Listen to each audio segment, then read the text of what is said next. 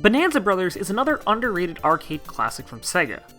In this game, you took control of a pair of brothers in their quest to rob the world of its riches. It's an early action stealth game where you need to be quick, but also smart about your movements. It had great co-op play and a fun art style. It had a multitude of home computer ports, even more so in Japan than here, and had home console ports to the PC Engine in Japan, the Master System and PAL territories in Brazil, and the most famous, the worldwide port to the Sega Genesis or Mega Drive. So why are we talking about this on an Importorium? Bonanza Brothers was a successful game for Sega. Well, it was no Shinobi or Sonic at the time, it still did well enough in arcades and sold well enough on home consoles for them to justify keep doing stuff more with the series. So when it came time to make a second game in the Bonanza Brothers series, Sega looked at it and said, "Fuck it, we're not doing that game again." Instead, they decided to make a spin-off simply called Puzzle and Action Tant-R. And you may be asking yourself, what is this series? Well, it's a series that has almost never come to America, and frankly, it's a completely different game outside of having a similar art style and Robomoto, the two main characters, Bonanza Brothers, making cameos. But what kind of game is Puzzle and Action? Why didn't it come to America? And more importantly, how did this become bigger than the original game is based on? Well, we are going to look into the entire series right now. To begin with, as mentioned, the Puzzle and Action series is essentially a minigame collection style game. Back before WarioWare burst onto the scene with its weird, quirky brand of microgames, and it basically showed the world the magic of the minigame collection on a mainstream scale, there were plenty of other games that you could see that fit right in with that style. Some of the better known examples of this genre include games like Incredible Crisis, an oddball minigame collection with a larger story to string them together for the PlayStation 1 that is often overlooked and underappreciated. Or, to get to its closest cousin, the Japanese-only series Bishi Bashi. This is a party minigame collection through and through with plenty of zany weirdness, button mashing, and quick reflexes needed. However, long before this type of game was truly a genre, Sega decided to try something new and bold with the Bonanza Brothers series instead of trying to make a proper sequel. It named the spin-off series Puzzle and Action since you need to mix quick reflexes with sharp thinking. The first Puzzle and Action game, Tant-R, was released in arcades in 1993, and then was eventually ported over to the Mega Drive and the Game Gear a year later in 1994. The game is actually very simple in concept and works almost like a quiz game. You're trying to chase down bad guys, and every stage involves needing to beat a certain amount of mini-games to progress. You then get to a wheel and have 4 possibilities. Stop the wheel, and soon it'll be time to see what you're up against. There's 20 minigames in all, which is a nice variety, but you'll run into playing the same games multiple times kinda quickly, and many minigames share similar threads with other ones. In order to catch bad guys, you'll need to win a certain number of minigames to progress onward. There are 4 stages, each with a certain number of baddies to catch. As you progress, the number of games you'll need to beat and difficulty will increase, while the time to beat them shrinks. The game has a total of 20 minigames, and they range from simple button mashers, like this one which has you mashing the A button to pump a balloon till it pops and wakes up a chicken, to more complicated affair like the Robot Factory minigame, where you'll need to grab the right parts to make the robot on the blueprint. However, there are very similar minigames these, like this one where you need to mash the A and B buttons to crush a can as a muscly man, or when you need to find the matching cookies to fulfill orders of cookies on a picnic. At the time of its release, the game was a novel concept, making you always on edge of what new challenges would come next. However, by today's standards, the minigames can be seen as simple and dull. That's not to say the game doesn't have fun minigames. Games like Stone and Jewel, which require you to get all 4 gems of a certain color to a specific square, make you balance speed and logic, whereas a game like Photo Shoot has you tensely on edge waiting for an object to come into frame, and hoping you are quick enough to snap it. However, many of them are simplistic, like the Hat and Ninja minigame, which just require you to follow an object and guess where it is, they just look a little cosmetically different. Or, to get even more basic, the minigame timer is just essentially you stopping a stopwatch in between a certain interval of time. While they aren't necessarily easy, in this day and age, it can get boring and repetitive quick. Many other minigames are just simple brain teasers that you see in every kind of puzzle book. Still, like mentioned, at the time, this was a novel, new style of game that really hadn't been seen before. Generally speaking, even if the game isn't super interesting, the game is relatively import-friendly, with pretty much every minigame being pretty self-explanatory. That is, with the exception of the hint minigame. This one gives you text hints at the bottom to decipher which block in the group it's talking about. However, if you can't read Japanese, you are pretty much doomed. Sadly, if you hit this minigame, you're basically done, and it's very unlikely you'll guess the answers needed to get past this without losing a lot of your lives. However, the roulette wheel is so slow that it's pretty easy to avoid this minigame if you decide to get it. Speaking of lives, in between each stage is a little bonus game in which you need to collect a certain number of coins to gain an extra life. It's a nice little cute diversion in between stages. Also, should you bore of playing by yourself, the game allows you to challenge up to 3 people in any of the game's minigames, provided you have a multitap. Tant-R isn't much to play now, but it's a fun diversion, and it's certainly worth checking out if you dig the style of game. Tant-R was successful enough for Sega to earn a sequel, Ichidant-R, for arcades in 1994, and it would later see ports to the Game Gear and Mega Drive soon after its arcade release. Besides a new theme, this time to one of a fantasy medieval setting, and a mix of new minigames plus returning ones reskinned, the arcade version played pretty much exactly the same as its predecessor. The console port, however, became a little more ambitious compared to the more bare-bones port of Tant-R. In addition to the 4-player multiplayer and arcade mode, the game added a quest mode.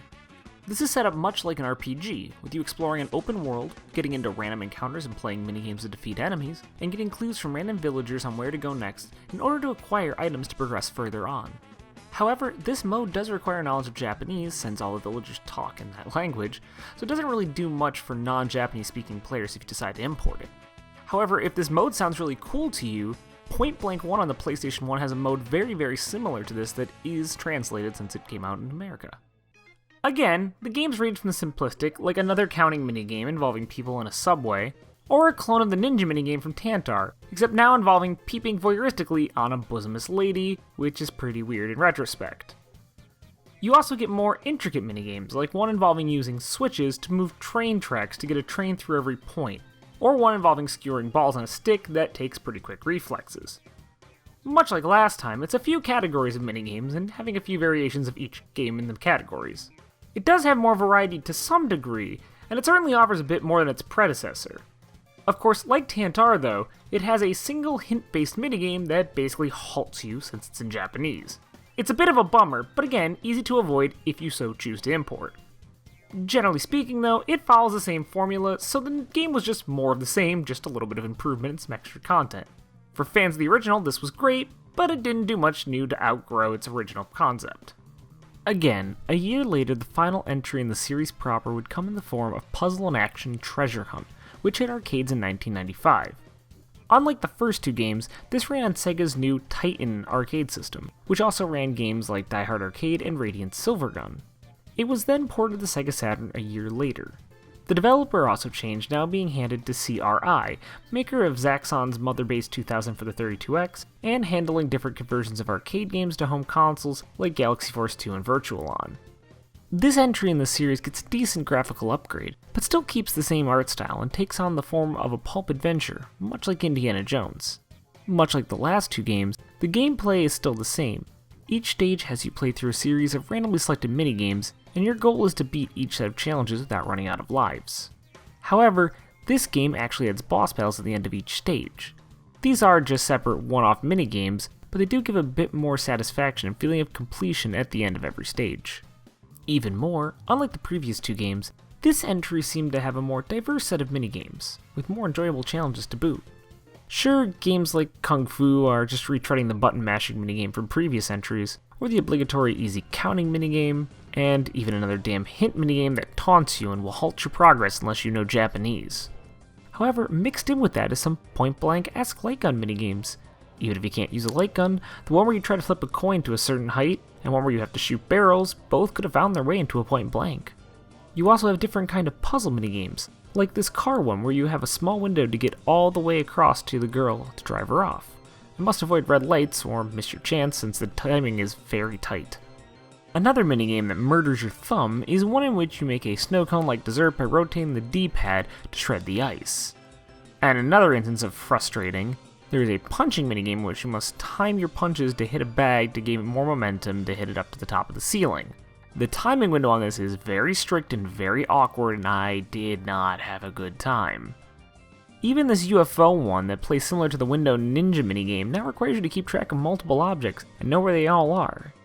Each minigame in this feels far more alive and unique in comparison to the first 2 games, and makes for a far more enjoyable experience. Couple that with the boss battles and fancier presentation, and you have a far better and more definitive package for the puzzle and action series. Just like Ichidant-R, Treasure Hunt offers an extra mode. Though not as cool as Quest mode, this one offers items that can affect what games you play and difficulty, which can make for a slightly more unique experience. You'll need to figure out the effects as you play since the text is in Japanese, but they are all pretty straightforward for the most part. However, the mode really isn't that different from normal arcade, and it doesn't really warrant much extra time from you. Regardless of this, if you find the series interesting, this is easily the version to import. However, should you want to play all three on your Saturn, the first Sega Ages ever released included the original Tant-R, along a quiz game title, Quiz My Homework from Sega as well. This version only offered two-player cooperative, however, since this was based on the arcade release. Another Sega Ages that would be released later would also include the sequel to Quiz My Homework and Ichidant-R, allowing you to play all three of the main series on your Sega Saturn. However, lurking in arcades is the almost lost fourth entry to the puzzle and action series. This game only released in arcades and generally threw out all conventional elements of the rest of the series outside of the minigames themselves. It's so lost in the depths of Sega history, I can't even find any place or even any promo material about which studio developed the game for Sega. This game is referred to as Taisen Tanto-R Sasui Su, if I pronounced that right, or Tant-R Collecting Competition translated out. The game was released to arcades in 1998, the longest gap between any of the games. The first thing is the art style that has been completely ditched in favor of a style that is very similar to Parappa, though not as charming. Given the popularity of Parappa, it's possible this was intentional. The second big noticeable difference is the structure of the game. Instead of trying to beat the bad guys, now you are taking on a quirky opponent in a battle for all of the money. You both start with $10,000 and then select one of 12 minigames to compete in for a set amount of money. Once one player is out of money, they lose. As you can see, the game was designed to be a more competitive game you played against a friend, as opposed to the more cooperative nature of the original series' multiplayer. If you play the game solo, you just have to beat 3 opponents, and the game does not take it easy on you at any point. The game's AI can be very brutal during the entire game, and as a single player experience, I can't really recommend it. However, as a multiplayer game, it actually has some great fun minigames, even if the art and music isn't really anything special. Games like Ice Hockey, where you need to destroy the player's goal breakout style first, gets tense and quick. The bomb minigame involves quick reflexes and strategy as you try to send bombs to your opponent's sides in the hopes they blow up on theirs. Trying to knock close to exploding bombs back into your opponent's side before they make it to you and prioritizing which bombs to throw make for a super intense game. Even the most puzzle-oriented games, like this one where you need to spend yen and try to have the least amount of coins after 5 items, is brain-racking, but also requires you to think ahead of your opponent. Sure, a couple of them are stinkers like the really boring bare-bones kart racing game, or the very simplistic combat game, but generally speaking, it's a pretty fun diversion and would have been pretty cool for the time period. However, it can be easy to see why it never made the leap to home consoles, as its staying power wasn't really there, and it would soon be outclassed by Bishi Bashi in arcades just a few months later. This may seem like the end of our intense journey, but we have one last stop, and it actually brings us back to the US. Coming back to the Sega Ages series, after their first appearance on the Saturn, the Sega Ages 2500 series would star on the PS2. The first half of these were remakes of their original games, unlike the original Sega Ages, and were updated to fit with modern times. Later on, this would become collections of ported games, much like the original Sega Ages run, with plenty of bonus content for fans. The 6th volume was dedicated to both the puzzle and action series and its spiritual brother, Bonanza Brothers. This being in the earlier section, both games were remade, sporting brand new graphics, and in the case of Tant-R, many minigames from Ichidant-R were mixed in, but none of the console-only features from either game made it over. The reception to most of the budget releases from the Sega Ages series were very mixed by fans. Things like the Phantasy Star 1 and 2 remakes and Puyo Puyo 2, which wisely stuck to 2D, were pretty beloved. However, many of the new 3D remakes were... Oh god, what happened to Golden Axe? At some point, Sega decided that putting a bunch of these Sega Ages 2500 releases onto one disc in the US might actually sell, and it brought us the Sega Classics Collection for the PS2, which was released in America at the budget price of $20. To most fans, this collection is met with the following reaction. Hey Gutstar, do you want to play a game? Sure, what did you have in mind? I found this really cool Sega Classics collection. You want to play with me?